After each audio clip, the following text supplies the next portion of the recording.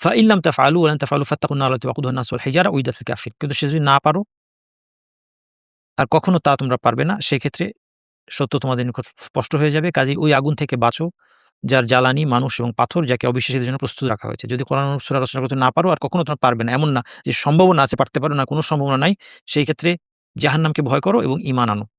জাহান্নামকে ভয় করো, যার জ্বালানি হবে মানুষ এবং পাথর। পাথর সম্পর্কে দুটি মত আছে। সালাফদের মুফাসসিরদের মধ্যে প্রায় সবাই বলেছেন যে এখানে পাথর বলতে বোঝানো হয়েছে কালো গন্ধক পাথর, সালফার, কিবরিত।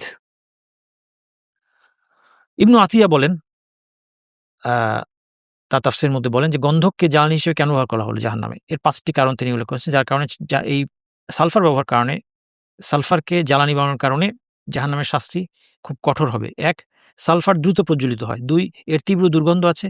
৩ নম্বর, এর আগুনে ধোঁয়ার আধিক্য থাকে। ৪ নম্বর, এটি গায়ের সাথে আঠার মতো লেগে থাকে এবং এর উত্তাপ খুব বেশি হয়। আমরা জাহান্নাম থেকে আল্লাহর কাছে আশ্রয় চাই। পাথর সম্পর্কে দ্বিতীয় মত হচ্ছে এগুলো পাথরের প্রতিমা, যার উপাসনা মুশরিকরা করে থাকে। এর স্পষ্ট প্রমাণ কোরআনের আয়াতে পাওয়া যায়। ইন্নাকুম ওয়া তা'বুদুনা মিন দুনিহি হাসাবু জাহান্নাম আনতুম লাহা ওয়ারিদুন। আল্লাহ তাআলা সূরা আম্বিয়া বলেছেন, আম্বিয়ার আয়াতে বলেছেন, নিশ্চয়ই তোমরা এবং আল্লাহ ছাড়া যাদের ইবাদত তোমরা করো, সবাই তোমরা জাহান্নামের জ্বালানি হিসেবে এতে নিক্ষিপ্ত হবে।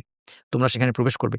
কাজেই আল্লাহ সুবহানাহু ওয়া তাআলা যারা মিথ্যা মাবুদের উপাসনা করেছে তাদের মিথ্যা মাবুদগুলোকে জাহান্নামে ফেলবেন। শুধুমাত্র তারা ছাড়া ব্যতিক্রম হচ্ছে যারা সৎকর্মশীল মানুষ, তাদের ইবাদত করা হয়েছে, যেমন ঈসা আলাইহিস সালাম, অবশ্যই তাদের জাহান্নামে যাওয়ার প্রশ্ন নেই। এইজন্য আম্বিয়ার পরের আয়াতে আল্লাহ বলছেন, ২ এক আয়াত পরে, ইন্নাল্লাযিনা সাবাকাত লাহুম মিনাল হুসনা উলাইকা আনহা মুবআদুন।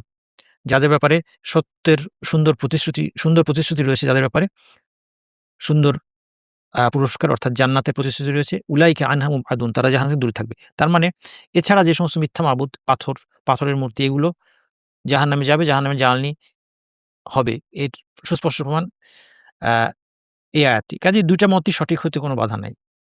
হতে পারে যে জাহান্নামের ইন্ধন হিসেবে সালফার রয়েছে, যেমনটা সালাফদের অনেকে বর্ণনা করেছেন। আ আ ২য় অর্থ যেটা কোরআন থেকে আমরা বুঝতে পারি যে পাথরের মূর্তিগুলোকেও জাহান্নামের ইন্ধন হিসেবে ব্যবহার করা হবে, এটাও সঠিক।